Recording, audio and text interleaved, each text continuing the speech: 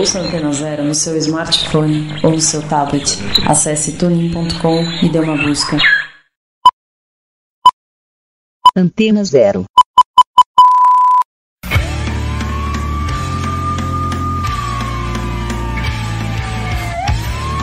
A Rádio Antena Zero apresenta Desobediência Sonora.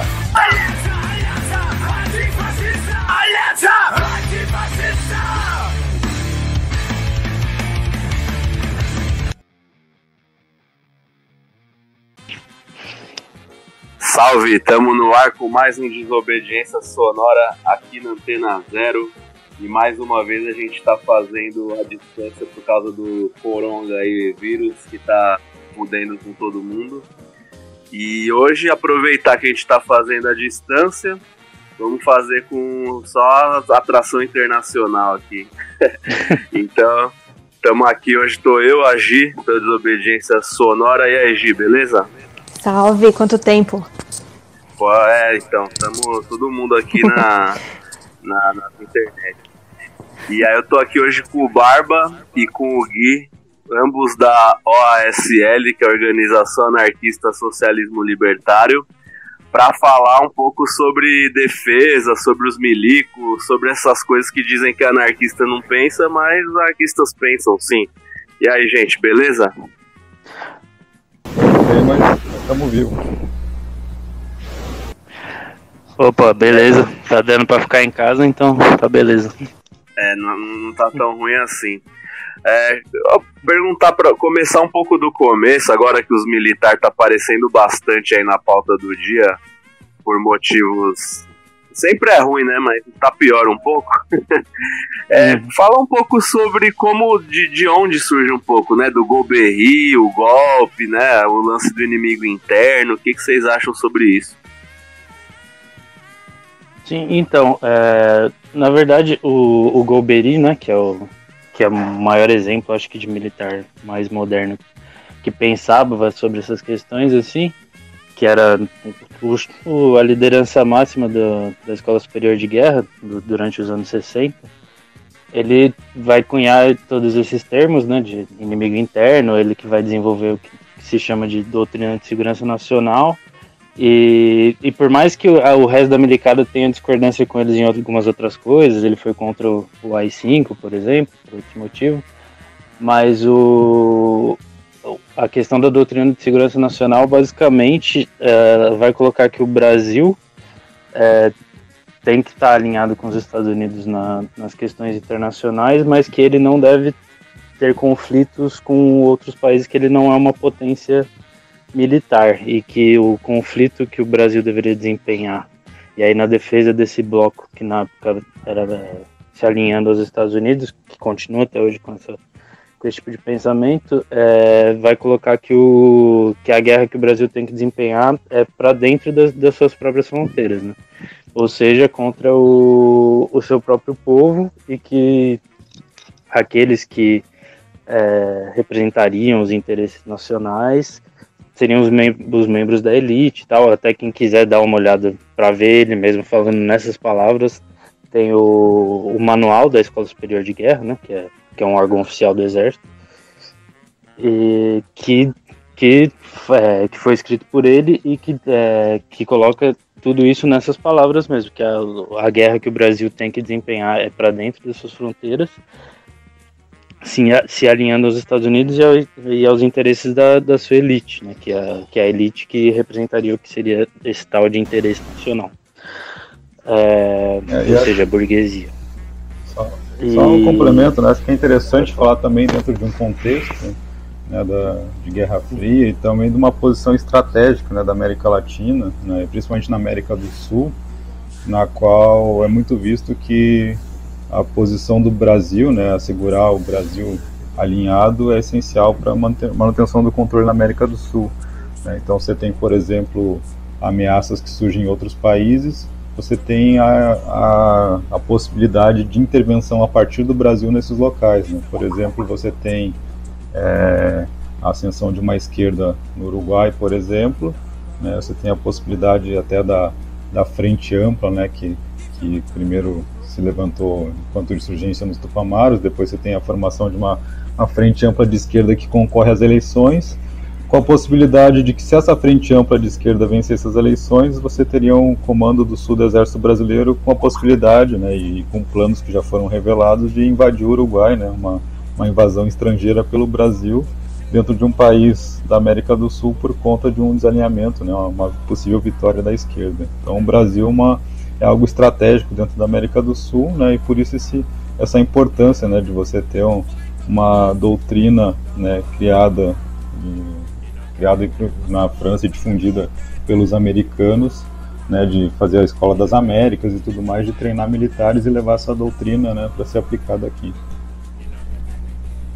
Sim, exatamente. O Golbery pensava todas essas questões que eu estava falando, mas como o Gui disse, ele não pensava isso por si, né, por fora do pensamento militar internacional e tal, de guerra revolucionária e esse papel subimperialista do Brasil, né, de ter um papel de destaque na região.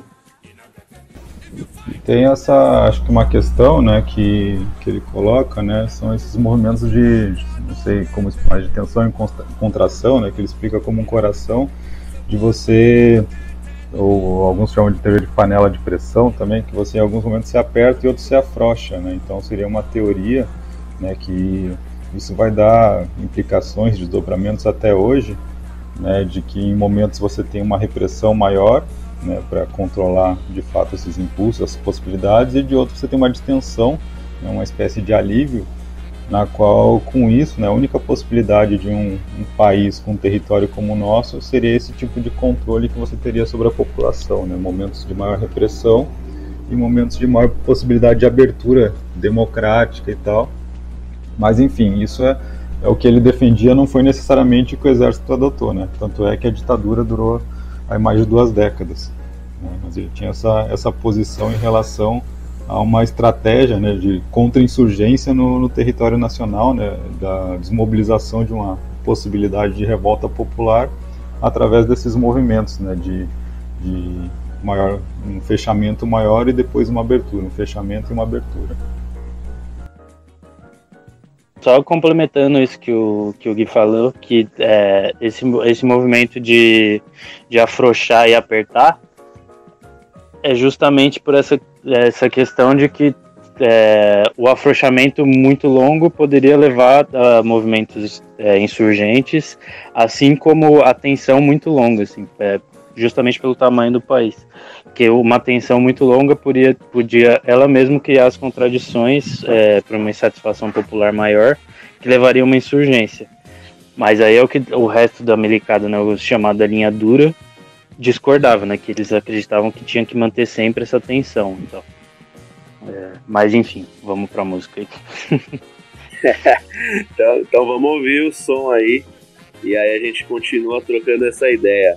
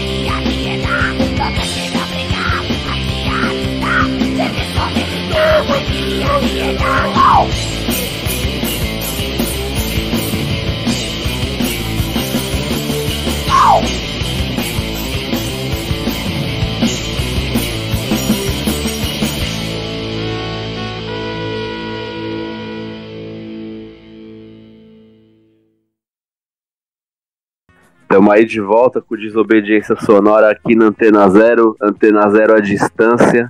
E hoje a gente está aqui com o Gui e o Barba da OASL, falando sobre defesa, milico, todas essas coisas que tá bastante aí na pauta do dia. A Gi fez uma pergunta aqui em off, Gi, faz aí agora no ar. Beleza. Eu queria entender se quando ele escreve isso na década de 60, ele já está pensando a relação da polícia com os militares, assim, se isso é mais recente, se ele já estava falando sobre isso, enfim. Então, no que eu li particularmente, ele não cita tão diretamente a polícia, assim, não dá um papel tão central. Mas uma vez que ele está falando de guerra interna, de guerra contra o próprio povo, né?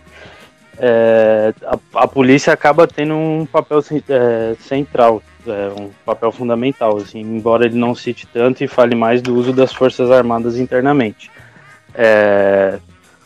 Os pensadores militares mais modernos, o Alessandro Vissacro e alguns outros que estão escrevendo hoje em dia, eles já começam a falar disso mais abertamente, assim, que até se você pensar na prática mesmo, você ter forças policiais especiais, que cada estado tem a sua, mas que não tem o uso, por exemplo, de algemas, ou esse tipo de coisa, ou seja, que não tem o papel só de repressão, no sentido de prisão, e esse tipo de coisa, já demonstra um papel que eles têm nesse tipo de guerra interna, que é o papel de guerra literal mesmo, de matar, de fazer esse tipo de coisa, porque quando o BOP, por exemplo, sobe na favela, ele não está subindo para fazer prisão, para combater o crime, não, ele está subindo para deixar o corpo no chão, como eles mesmos falam abertamente, assim. E o que se quer com essas propostas de intensificação desse tipo de pensamento, não só no sentido prático, que eles já fazem muito, mas no sentido jurídico, se legitimar e se aprofundar cada vez mais esse tipo de prática, né? Que sempre foi a prática do Estado, né? Na nossa concepção, o Estado sempre foi inimigo da população que está sob o domínio dele, mas ele sempre teve que manter uma fachada democrática e às vezes variava entre a fachada democrática e uma ditadura. O que esse novo pensamento militar de junção de segurança, o que eles chamam de segurança, que seria a repressão, e defesa, que seria a guerra, e que eles querem juntar essas duas coisas, é tornar isso mais aberto e não precisar mais dessa divisão de democracia e ditadura, que é o modelo israelense, por exemplo, que você consegue manter uma fachada democrática, de eleições ocorrendo normalmente, todo esse tipo de coisa, mas com um país extremamente militarizado e com controle militar muito grande e repressão de uma população interna muito forte. E claro, que a população interna tem especificidades de quem vai sofrer mais esse tipo de coisa, né? Porque o que o Alessandro Vissacro, que é da ESG também hoje em dia, que ele coloca é que aonde tem que ter a maior violência mesmo, onde a repressão vai se tornar guerra mesmo, é no que eles chamam de pontos cegos, que seriam lugares onde o Estado não tem a sua soberania garantida dentro do território nacional. Isso, falando em português, claro, tipo, no ambiente urbano, na favela, né, e na periferia no geral, mas principalmente nas favelas. E quando você fala do campo, você pode falar de assentamentos, comunidades tradicionais, povos indígenas, enfim, quilombolas. É contra essa população que vai sentir mais, obviamente, essa guerra. E claro, e para o resto da população, vigilância ostensiva também, em todos os níveis. E controle de todos aqueles que vão tentar dar respostas a isso de outras maneiras, né? De maneira organizada, nos movimentos sociais e quem combate essa concepção. O conceito, por exemplo, que eu estava falando de pontos cegos, que seriam esses territórios em que o Estado supostamente não exerce sua soberania, ele é um conceito mais recente, assim. Embora na década de 60 também sempre se perseguiu nesse país, aliás, assim, em toda a colonização até agora, esses lugares periféricos de maioria negra e indígena e tudo mais, mas na década de 60 a discussão principal do inimigo interno era a figura do comunista, sendo comunista, claro, todo aquele que fosse contrário à visão que os milicos tinham para o país. E nesse sentido, essa discussão que o Gui aprofundou um pouco mais no final do outro bloco, vem acontecendo nessa de expandir muito mais esse conceito de inimigo interno, que, claro, ainda usam algumas figuras que no Brasil não é mais o comunista, mas o criminoso, né, o traficante de drogas, esse tipo de coisa, para justificar novamente esse tipo de discurso, né, de extermínio. E justamente nesses locais em que eles pensam o que são os pontos cegos. Assim. O exemplo do Estado de Israel, é claro, na região é principalmente onde moram a maioria dos palestinos e esse tipo de coisa, o que eles consideram pontos cegos. E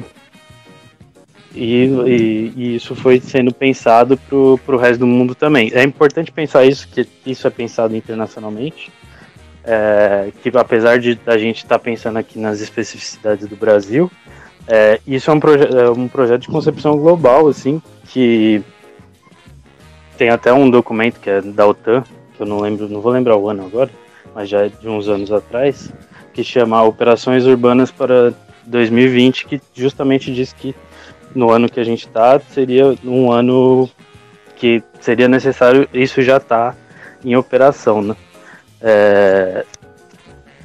E muito desse conceito vem da ideia porque a gente está num momento do mundo que a maioria da população mundial, a maioria absoluta da população mundial mora em cidades. E isso para o Estado representa algumas dificuldades de controle das regiões urbanas. E isso precisaria aprofundar esse tipo de vigilância, de repressão e controle, no geral. Acho que é interessante falar também, né, dessa dualidade de conceitos, né, que visa agora um afrouxamento, né, tanto que vem do Golbery, mas dessas teorias modernas que falam dessa junção de segurança e defesa, né, segurança antes então para a manutenção da ordem interna e a questão da defesa enquanto combate a um inimigo externo, essa junção, né, que coloca, é claro, a guerra contra o próprio povo, né, eles colocam também a partir de uma análise de que nós estamos em guerra, né, o que eles vão falar é que a gente está permanentemente em guerra, né, e isso se dá por vários fatores, né, pela própria modificação do campo de batalha, né, que desde o final da Guerra Fria, enfim, depois da Segunda Guerra, Guerra Fria, e que agora nós estamos permanentemente em guerra, né, e também enfrentando atores transnacionais, né, você tem a ascensão enfim, tem várias teorias de guerra que falam aí em guerra assimétrica, guerra restrita. O que eu acho importante, né, essa dualidade de conceitos, né, de segurança e defesa, né, segurança no primeiro momento, né, a manutenção da ordem interna de uma região, enquanto que a defesa está voltada mais para o embate com uma força externa estrangeira, né? E aos poucos essa proposta de fusão dessas duas, né? Que é um planejamento que está acontecendo e principalmente para fazer no futuro, né? E isso parte de uma ideia também de que nós estamos permanentemente em guerra. Então a proposta desses militares que propõem isso é de que estamos sempre em guerra, né? Baseado também na questão, primeiro numa análise, né, de que nos últimos anos a gente passou, para cada, 12 anos de guerra a gente tem um de paz, né, isso no mundo, e que a fato de hoje terem atores transnacionais, né, você tem, por exemplo, terrorismo internacional, o narcotráfico, você tem movimentos de guerrilha que fazem manobras através de fronteiras, né, você tem uma visão de que essas duas coisas em separado não funcionam, e você tem uma necessidade, né, de militarização das polícias, uma militarização interna e uma atuação das Forças Armadas também no policiamento, né? Isso também, eu acho que é interessante notar aí que ela vai de encontro a uma estratégia de contra-insurgência, né? Que contra-insurgência seria justamente uma ciência, né, dos governos e dos militares, mas não só dos militares, dos estados nacionais, de combater e dissuadir a possibilidade de revoltas, insurgências, né, e revoluções, que é uma ciência que eles abordam de uma forma holística e não só militar, no sentido de que não adianta você combater uma insurgência só pelos meios militares mais, né? Você tem que entender a guerra mais como um fenômeno social, que se você não desmobilizar as causas, o que gerou aquele conflito, né, você não vai ter uma paz prolongada, né? Você não vai de fato controlar aquela rebelião, aquela revolta, né, somente com o emprego de todo o Estado naquilo, né? E isso inclusive depois, não sei se a gente pode entrar nisso, né, mas que se coloca, por exemplo, para combater aquilo que vem se chamando hoje de guerras híbridas. Me diz uma coisa, vocês estão falando, né, de alguns textos, de alguns documentos que falam sobre essas coisas, né? Eu queria que vocês falassem um pouco de onde que vem esses documentos, né? Quais países participam, qual organização, se a OTAN tem alguma coisa a ver, se ela tem alguma liderança em relação a isso, né? Porque às vezes a gente fala desses documentos, parece que é uma coisa meio secreta, mas são documentos, né, que estão aí disponíveis, né? Então, a OTAN, né, a Organização do Tratado Atlântico Norte, que o Brasil não faz parte, são países todos, a gente pode citar aqui, mas a questão é que são os países da Europa, os Estados Unidos, a Turquia, basicamente os países realmente que estão no norte e são mais desenvolvidos, que foi uma organização criada durante a Guerra Fria, e só através deles, apesar de ter no momento agora várias divisões, isso é uma questão unânime dentro da OTAN, e através deles, através de outros organismos internacionais que esses países fazem parte, eles acabam... o Brasil não é signatário da OTAN, mas a OTAN, através de outros organismos internacionais, ela consegue alastrar esse pensamento interno dela, né? Através, por exemplo, que o Brasil participa, que é do Conselho de Ministros de Defesa da OEA, que foi onde o Brasil tomou o maior contato com esse tipo de doutrina. E esses documentos todos que eu tô falando, tipo, a gente não tá falando de nenhuma grande conspiração secreta, nada disso, assim, eles são todos documentos públicos desses. Eles não escondem que esse é o pensamento deles, assim. É que também a gente não se tem tanta força para combater isso, e a gente sabe que os grandes conglomerados de mídia também não vão passar isso claramente, mas eles não tem nenhum tipo de segredo nessas discussões teóricas que ele tem. Os livros do Alessandro Vissacro, por exemplo, que é isso que eu estava falando, que é da Escola Superior de Guerra e que fala abertamente essas coisas, são livros que você encontra em qualquer livraria. Claro que a gente sabe que tem coisas que eles não tratam de maneira tão pública assim, mas tudo isso que a gente está falando aqui são coisas que eles tratam abertamente. Uma busca por PDF no Google, você consegue achar tudo isso que a gente estava falando. Mas enfim, é através desses outros organismos que a OTAN consegue fazer a sua linha política chegar em outros países também, em outros estados, né? E não sei se a gente deixa para esse bloco, né? Eu acho que seria interessante, né? A gente falou um pouco aqui dessa fusão, né, pretendida entre segurança e defesa. Acho que vale, de repente, a gente comentar um caso concreto onde houve aprofundamento disso no Brasil, né? Que acho que talvez seja interessante falar do legado dos grandes eventos aí, né? E quanto isso gerou uma mudança, né? No sentido de como as instituições de repressão e de defesa, elas agora desde então, né, elas possuem uma integração, né? que durante a Copa do Mundo a gente houve uma grande reformulação, né, até por conta Copa do Mundo não, a Copa do Mundo, as Olimpíadas, né, a gente teve, acho que aquelas jornadas mundiais da juventude, que acho que o Papa veio aqui, etc. E tudo isso desencadeou um processo no qual o Brasil, pós 2013, né, ele teve todo um aparato montado de segurança, né, que se construiu até uns centros, né, do Sistema Integrado de Comando e Controle, né, que tem os SICs espalhados por várias capitais do Brasil, na qual são centros que integram, né, uma força-tarefa, né, e troca de informação, um sistema de dados que troca informação, por exemplo, entre a Polícia Federal, o Exército, né,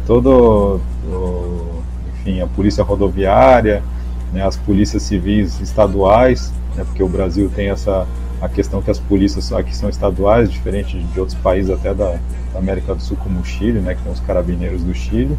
Então começa a ter essa integração, né, por mais que essa questão da militarização urbana já vinha acontecendo, agora você tem um diálogo, né, uma força de diálogo, de um controle e vigilância do que acontece nas capitais e a integração entre essas instituições, a partir desses sistemas e centros integrados de comando e controle. Vamos ouvir então mais um som e aí a gente volta com essa conversa aí com o Gui e o Barba.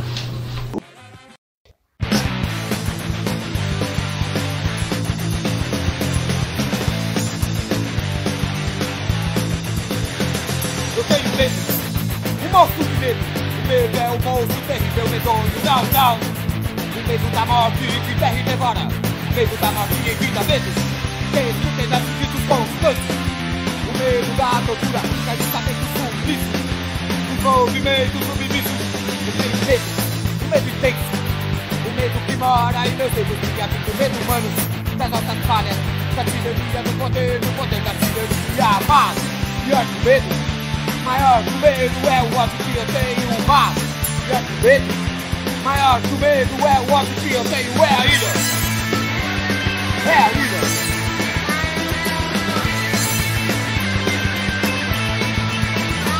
Eu tenho medo, um monstro de medo. O medo é um monstro terrível, medonho, não.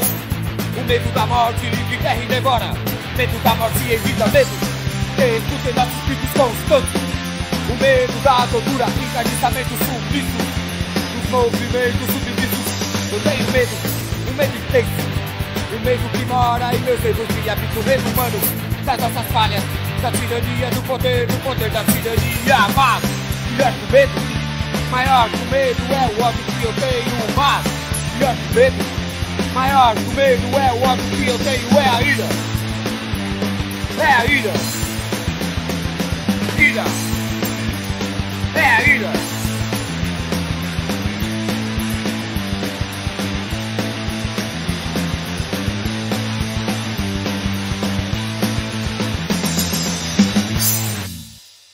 Você está ouvindo? La lucha contra el fascismo es la lucha por la libertad. Contra el racismo, el sexismo, el capital y toda autoridad. Desobediência sonora.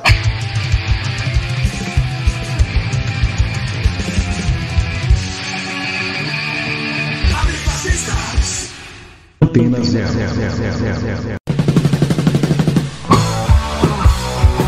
A gente concorda que você não deve deixar o rock sair de você. Mas a gente acha que é preciso deixar o rock entrar também. Não basta apenas ouvir sempre as mesmas músicas daquelas mesmas bandas. É por isso que aqui a gente tem muito mais que 89 músicas na nossa programação. Aqui a gente toca rock de A a Z, porque nós somos uma rádio livre. Antena 0, a rádio que não toca só o que você quer ouvir, mas o que você precisa escutar.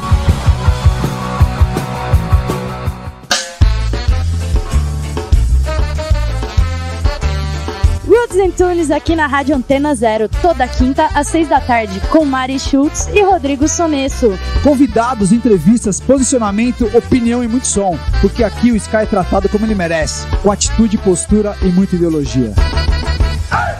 Mad Pizza, toda quinta-feira. Você de novo tá fazendo isso daí, cara. Tô anunciando o meu programa aqui da Antena 0, cara. Quem enlouqueceu, meu? Meu programa. Tá me atrapalhando, você tá me atrapalhando. Sai daqui, velho. Ô, para aí. Chega!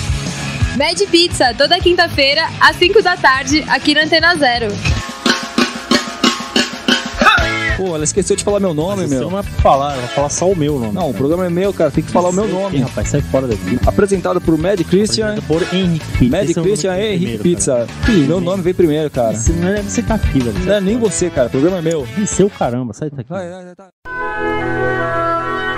Comentários esdrúxulos. Piadas de mau gosto. Impropérios contra tudo e contra todos. Tudo isso regado ao mais clássico punk rock e ao mais fino hardcore.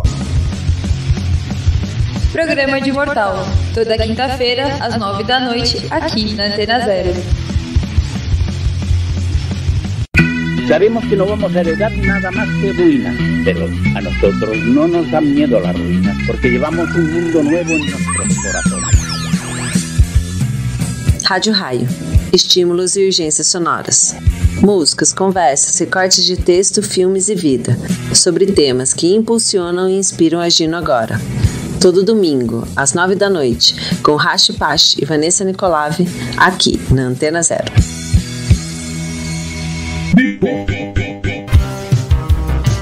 Todas as tendências musicais dos anos 80 em um só programa. Sábados, às 10 da noite, aqui na Antena Zero. Apresentação, Silvia Zahara.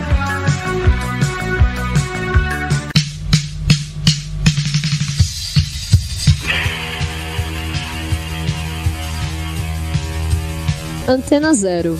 Expressando liberdade com conteúdo de qualidade.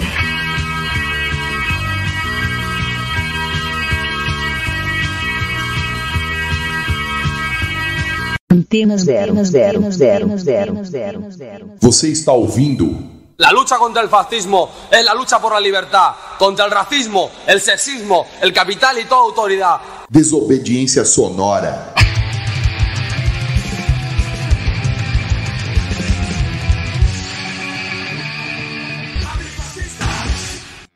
Estamos aí de volta com Desobediência Sonora aqui na Antena Zero. Hoje a gente está aqui trocando uma ideia com o Barba e com o Gui da OASL, falando um pouco sobre a defesa, os milico aqui no Brasil e tudo mais. Vocês mencionaram um pouco os mega eventos, né, as tropas no Haiti. Eu queria que vocês falassem um pouco agora sobre toda essa questão, essa construção que vem, né, desses últimos anos das GLOs, das leis antiterroristas, dos mega eventos. Como que isso se desdobrou até os dias de hoje, que a gente tem de fato os próprios militares no poder mesmo, a ponto de não saber muito bem se eles estão governando ou não, como se fosse um golpe branco, mais ou menos, né? O Gui estava falando, os mega eventos foi o que levou o que era antes essa discussão, é o que levou para ele para a prática de uma maneira mais com mais sustância mesmo, vamos dizer assim, porque antes já se tinha, óbvio, os milicos fazendo papel de polícia e a polícia fazendo guerra aberta, mas o que os grandes eventos vão fazer é justamente, através desses centros, fazer isso se integrar na prática. A questão, por exemplo, que você citou do general Heleno no Haiti, o Haiti é sempre, inclusive pelo próprio Bolsonaro, trazido como exemplo, né? Quando ele fala da questão da ilicitude lá, esqueci o termo jurídico lá, mas que é justo. É o excludente de ilicitude do Moro, né? Isso mesmo. Que é quando um policial mata em serviço, ele sempre puxa essa questão do exemplo do Haiti, que lá você matava primeiro e perguntava depois, porque é uma situação de guerra, e sempre trazendo essa retórica, tipo, é uma situação de guerra, mano. Que justamente uma situação de guerra você justifica qualquer tipo de violência.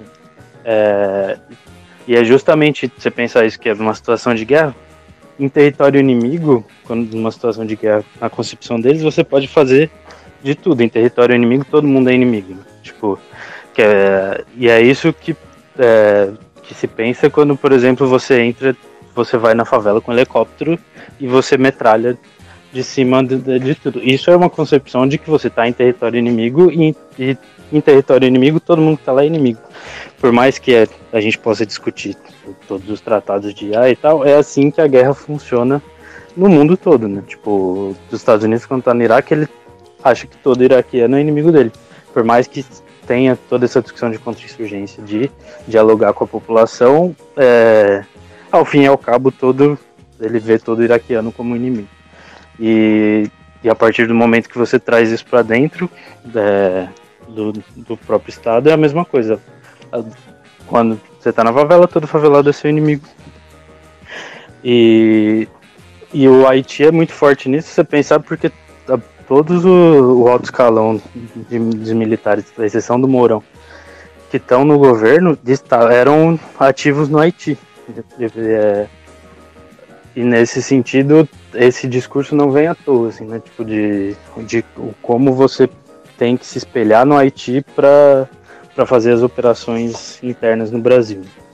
E acho interessante notar, né, que, vamos lá, né, o governo Lula, querendo uma vaga no Conselho de Segurança da ONU, vai lá e assume uma posição de destaque comandando essa missão de paz, entre aspas, né, no Haiti, e tira os milicos da caserna, né? Os milicos ficam 13 anos comandando uma operação militar no Haiti, né? E você acha que não vai surgir daí um projeto de poder, né? Você tem geralmente essas missões de paz da ONU, elas rotacionam os comandantes militares, né? No caso do Brasil, eles ficaram por 13 anos, né? E você tem várias denúncias aí de estupros e assédios sexuais pelas tropas. E depois, até durante, né, porque a missão do Haiti ela foi de 2004 até 2017, né, em 2014 você tem, por exemplo, as intervenções na favela da Maré, e na época se replica um discurso de que eles aprenderam muito no Haiti, né, então, no Haiti, que é uma intervenção estrangeira, né, a ONU está lá ocupando militarmente o Haiti, e você aplica essa mesma lógica internamente, né, de o exército cumprindo um papel de policiamento, né? Ou seja, né, ele está invadindo casas, fazendo um mandato de busca e apreensão, né?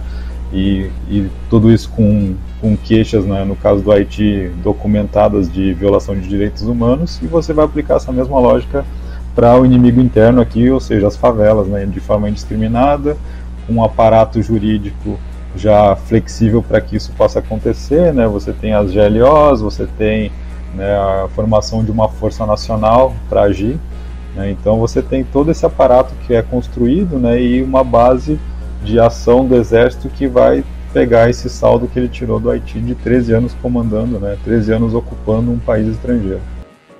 Vocês falaram um pouco sobre a GLO, fala um pouco sobre o que é a GLO, né? A lei antiterror, de onde vem isso? GLOs são, a sigla significa Garantia da Lei e da Ordem, né? São operações de garantia da lei e da ordem, em que basicamente os militares podem ser usados internamente como força policial.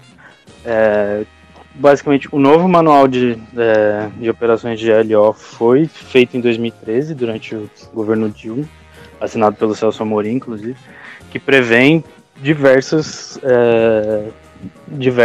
questões nesse sentido do uso dos milicos internamente, assim, contra a população.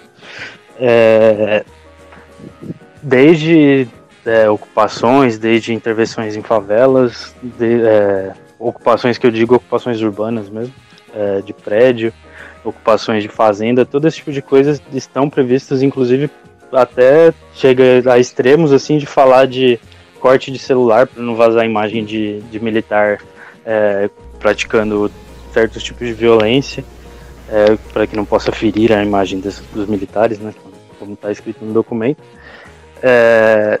E claro, isso tudo começou com o governo do PT, vem se aprofundando obviamente com o governo Bolsonaro, mas como projeto ele já se inicia com o governo Lula, porque inclusive o governo Lula em Campinas ele transforma uma infantaria do exército em infantaria ligeira para que ele possa intervir em situações urbanas.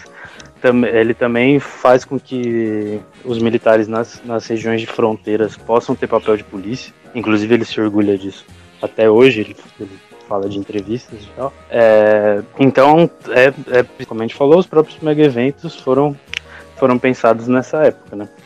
Então, a gente pensar que é um projeto de Estado mesmo, que é maior do que os governos, por mais que alguns governos consigam ser mais abertos e mais cruéis discursivamente com isso.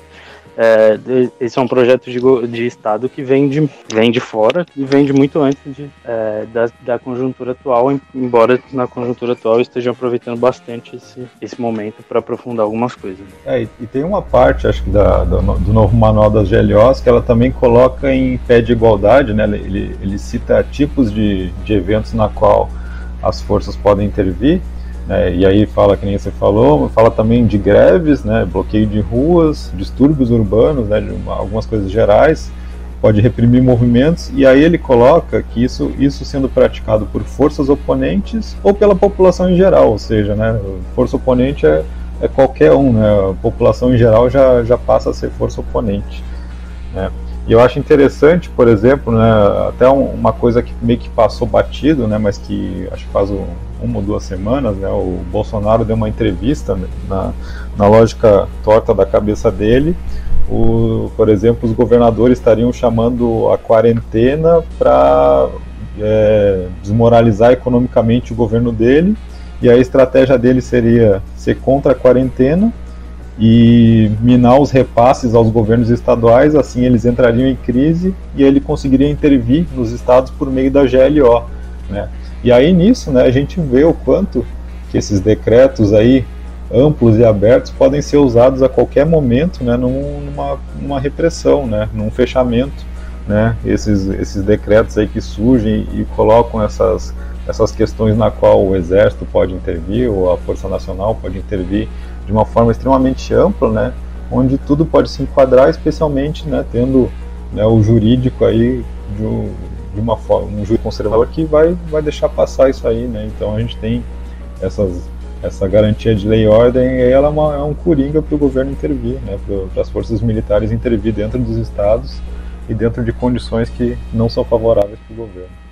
Sim, e antes do alastramento da pandemia, por exemplo, algo que vinha acontecendo muito era o acontecimento de motins policiais em alguns estados, e que esses motins eram utilizados como justificativa para a GLO, como aconteceu no Ceará, por exemplo, que passou o carnaval todo com o exército na rua. Eles vêm usando diversas motivações justamente para que a GLO fique cada vez mais comum e sempre com esse discurso do excludente de ilicitude, dessa vez para as Forças Armadas, né, não só para policiais, como falando, ele até falou no caso do Ceará, falando, olha, mas tem jovens de 20 anos que vão entrar numa situação que é de guerra e é muito complicado, e ele pode acabar matando alguém, algum inocente, ele não pode ser punido por isso. O Bolsonaro, né, que não é nada impressionante ele fazer esse tipo de discurso, mas é basicamente a linha política sendo colocada na prática. E aí, acho que você tinha perguntado também sobre a questão desse alto comando, esqueci o nome que deram ali, essa comitiva do Planalto, né, que talvez esteja governando no lugar e deixando o Bolsonaro isolado como um porta-voz do governo, né? Isso de fato a gente não sabe, né, como é que está sendo feita essa dinâmica, né, mas a gente vê que existe sim um projeto militar, né, dentro do governo, né? A gente não sabe o quanto o Bolsonaro está nesses planos ou não, mas existiu muito tempo, né, e uma tese que no exército seria dividido entre uma ala profissional que estaria interessado em manter em preservar o exército enquanto instituição e não se meter em assuntos políticos, e que de última hora teriam alguns militares e generais de alta patente aderido ao programa do Bolsonaro. Mas isso é uma coisa discutível, né? Porque, por exemplo, você tem desde 2014, por exemplo, o Bolsonaro fazendo campanha eleitoral já dentro dos quartéis, né? E isso é o tipo de coisa que não acontece sem um aval de cima. E aí, com isso, você tem um exemplo perigoso para os próprios generais de alta patente, né, que é a politização dos quartéis, né, que isso, de certa forma, pode refletir depois numa quebra de hierarquia. E você tem, por exemplo, hoje mesmo que os generais de alta patente queiram segurar o Bolsonaro, eles são limitados pelo fato de que o Bolsonaro ele tem um amplo apoio das bases, né, das baixas patentes, inclusive das polícias também. Então essa é uma contradição que vive nos militares, assim como o Bolsonaro tem suas contradições também, né? Ele precisa falar merda para manter a base de apoio dele, mas ao mesmo tempo, quanto mais merda ele fala, mais fica difícil e isolado, né, para ele manter os apoios políticos dele, inclusive dentro do exército. Então vamos aí ouvir mais um som e depois a gente volta para continuar essa ideia.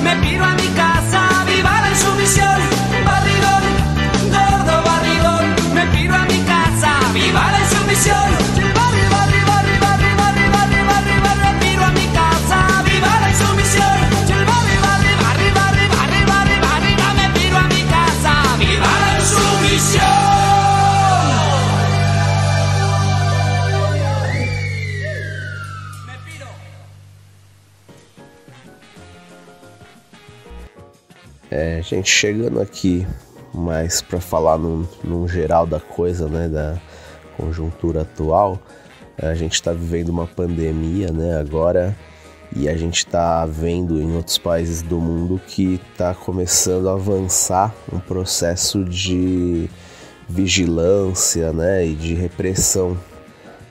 A máquina repressiva está se incrementando bastante, né, no mundo, né.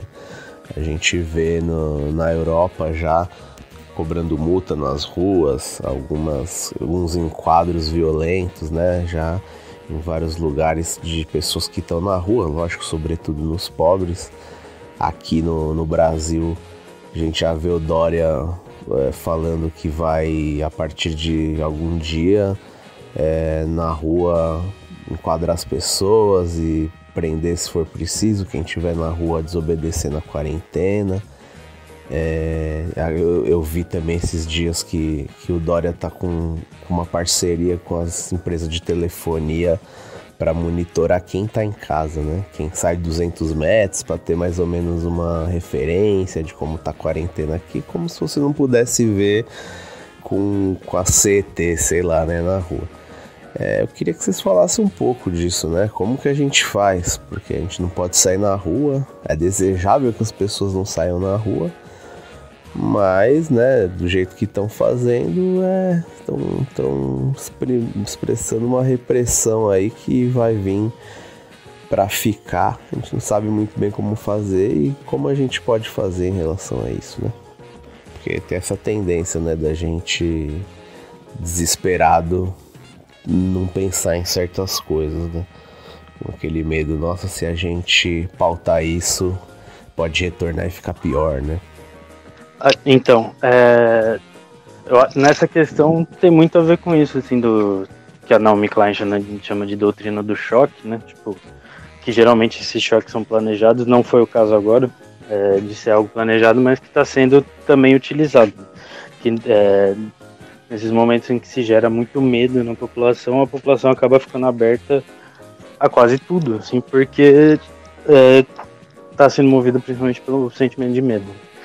E nesse sentido, todas essas propostas de prender quem está na rua, como se, até se você pensar um pouco sobre isso, você superlotar mais um sistema carcerário que já é hiperlotado, como se isso fosse ajudar em alguma coisa para um combate de aglomerações. E nesse sentido é isso. Acabar, claro que é uma conjuntura complicada para todo mundo, é muito difícil falar respostas definitivas do que se fazer, mas apostar em iniciativas solidárias. Eu vi inclusive que nos Estados Unidos estão organizando greves de aluguel durante esse período, pensar no sentido também em ferramentas para fazer pressão a patrões que exigem o comparecimento ao trabalho, né, nesses contextos, solidariedades a setores hiper precarizados como entregadores de aplicativo, que inclusive o iFood derrubou hoje uma liminar que fazia com que eles pagassem os trabalhadores que foram contaminados e que tinham que parar de trabalhar. Que sim, existe esse problema de uma boa parcela da população, por um negacionismo que vem até do Bozo, né? De não levar a sério o suficiente, ou de não ter um comportamento solidário, mas isso é fruto de várias outras coisas da sociedade que não se resolve com mais repressão.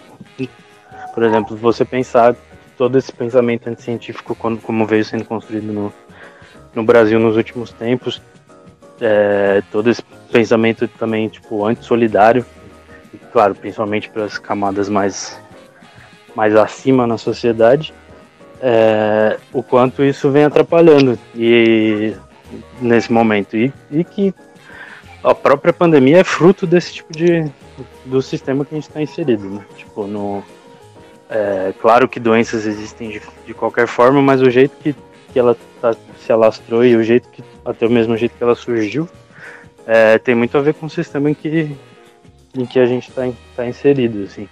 E é isso, pensar em como não aceitar tudo, né? Não achar que tudo tá bom. Por exemplo, essa questão de uso de celulares para monitorar aglomerações.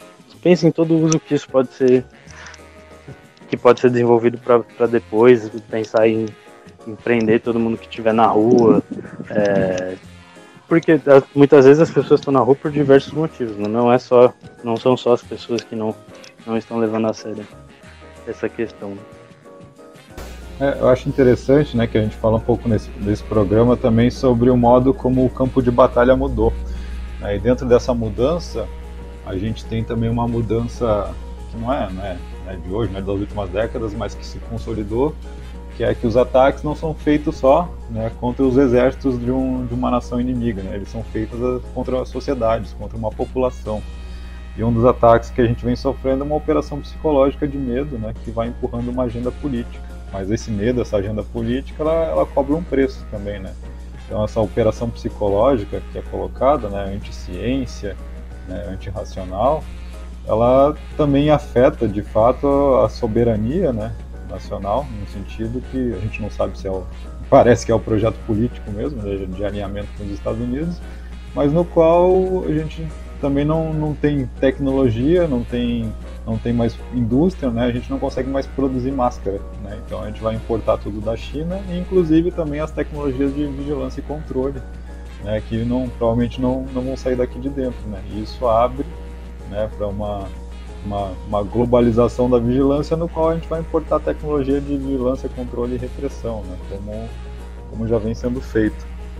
E aí, claro, tem essas dicas aí para como a gente minimizar, né, esse efeito, né? Acho que tem coisas bem documentadas aí de não usar, né, minimizar o uso dessas redes sociais que tem um buraco aberto lá para o Departamento de Defesa dos Estados Unidos, como Facebook, Twitter, Skype, essas paradas, né, o próprio Google, né, essas empresas que orbitam em volta dessas empresas.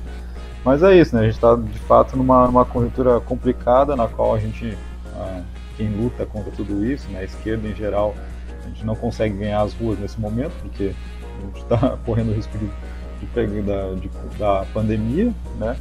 Mas no qual a gente tem que, de fato, investir nesse momento na solidariedade entre nós, né, entre o povo, né, para minimamente sobreviver esse momento, né, porque se depender dos governos, a gente viu que eles vão preferir socorrer os bancos do que, de fato, né, prestar um auxílio miserável lá de R$600, e organizar para quando a gente sair disso, né, porque de fato o que eles falam tem algum sentido, que vai passar por uma crise econômica depois, né? Não só econômica e social, mas a gente sabe muito bem quem que eles vão querer que pague por essa crise, né?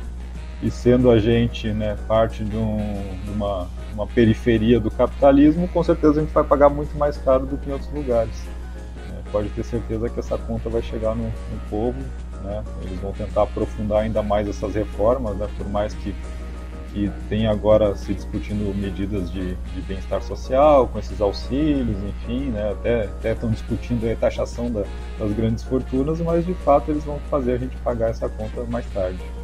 Então é isso, é organizar para lutar contra isso aí, né? A gente tem que sair daqui já lutando, ou a gente vai ter que ser obrigado a pagar essa conta. Felizmente o programa está chegando ao fim aí. Queria agradecer vocês por ter colado não, né? Por ter aceitado participar dessa experiência aí à distância com a gente. Várias tretas aí no aplicativo. Mas aí deixar o espaço aí para vocês, deixar aí fazer a propaganda, falar o que vocês quiserem. Bom, a Organização Anarquista Socialismo Libertário, a gente tem aí, está nas redes sociais, né? A gente está lançando notas de conjuntura, no trabalho que a gente falou de solidariedade, né? A gente está organizando está junto, né, com algumas organizações que estão fazendo alguns comitês de apoio mútuo, né, tentando sobreviver e mitigar, né, a nossa sobrevivência aí dentro dessa crise. Estamos aí, né, pensando em como organizar depois passando essa crise também, né? Como é que a gente vai vencer esse reajuste aí, essa cobrança que já existe, né? Já o custo de vida hoje está altíssimo, mas depois a gente vai ter que encampar essa luta pela vida digna saindo, né, dessa pandemia, né? Que parece que também vai durar um bom tempo aí, né? Segundo as medidas e desmedidas desse desgoverno. Então, agradecer também o convite. O Gui já falou aí sobre a organização. Também basicamente isso. Tentar apostar mais na solidariedade entre os de baixo. E claro, que isso muitas vezes se enfrenta muitas dificuldades no dia a dia, de diálogo. Mas é por esse caminho que a gente consegue alguma outra coisa, e também para a vida após essa pandemia, que também o cenário que se desenha não é dos mais bonitos que a gente vai enfrentar. E é isso. Bom, quem quiser ouvir o Desobediência Sonora, a gente vai ao ar todas as quintas-feiras, às 4 horas, mais conhecida como 16 horas, na Rádio Antena Zero, antena0.com.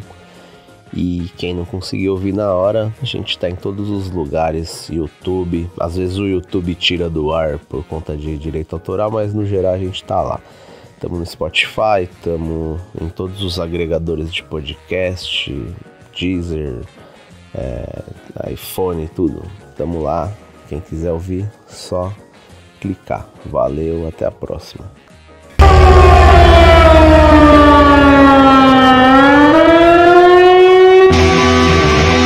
Você ouviu pela Antena Zero Desobediência Sonora, produzido e apresentado por Felipe Suna e Fernando Konesuki.